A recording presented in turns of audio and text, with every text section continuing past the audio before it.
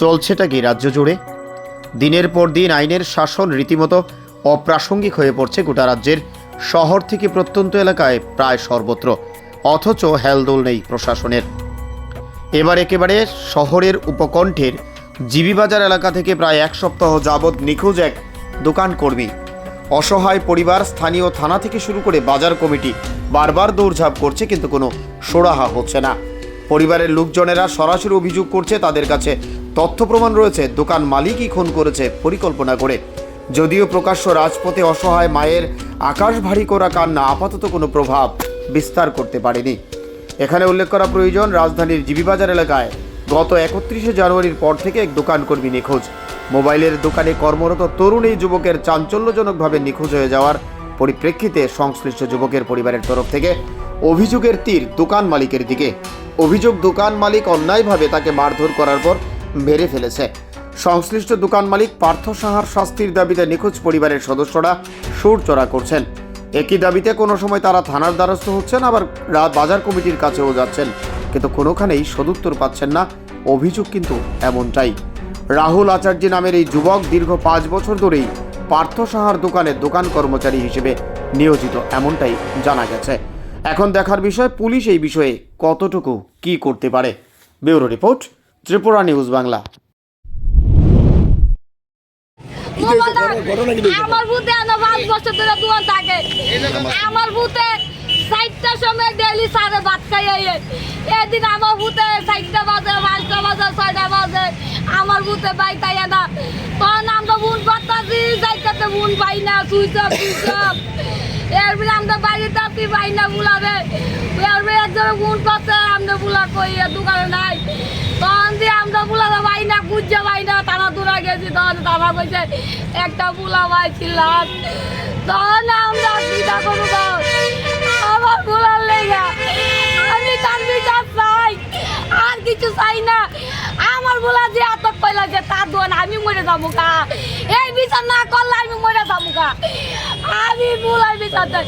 বুলা ডেলি এত 10টা বাজে, 10টা বাজে বাচ্চা বুলারে ভাত খাইতো না।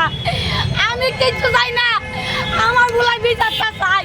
থানার পুলিশ কেউ কিছু করতেছে না, কেউ কিছু করতেছে না গো। আমার বুলার বিচার চাই গো। আমি না তার দোয়ার কুলকাম দিতাম না, আমি না না গুলাই মেয়ে তো মরে যাবো গা। আমি বলো আমার বুলার বিচারটা চাই, আর কিছু চাই না।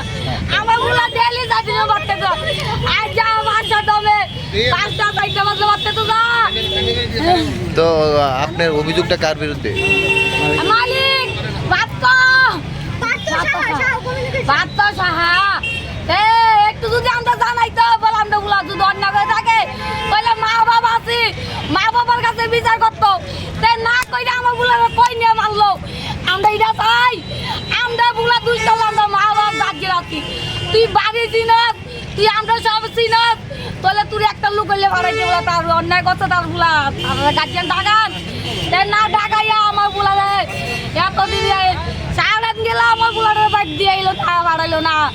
কই রাখবো আমার বুলারে, তার বউর একটা আর সবকিছু তার দোকানে। তাহলে এই জিনিসটা আমরা জানানোর কথা, তাহলে আমরা জানাই যে না কি কারণে মালিকে জানালো না। যদি আমার বুলার নাই থাকে আমরা চাইতাম আমরা বুলার বিচারটা। তুই কেন বিচার করছ? তুই আমার বুলাই না দে। আপনার ছেলেরা যে উনি মারছে, মানে আপনি কি শিওর? হ্যাঁ বিশ্বাস, কিরে বিশ্বাস। আমার বুলা বোন আইয়ে না, ফোন জানা বুলার বুঝ পাই না। তাহলে মালিকের দায়িত্ব, মালিকের জন্য হের দায়িত্ব করে দোকানটা রাখছে, তাহলে মালিকের সবকিছু দায়িত্ব। দুধ ফুলা অন্যায় থাকে, ফুলারা আমার কাছে নিয়ে দিত, বলে আপনারা মা বাবা এন ফুলারা এমন ঘটনা করছে, তাহলে আমরা ফুলার বিচারটা করতাম। তুই কেন বিচার করত?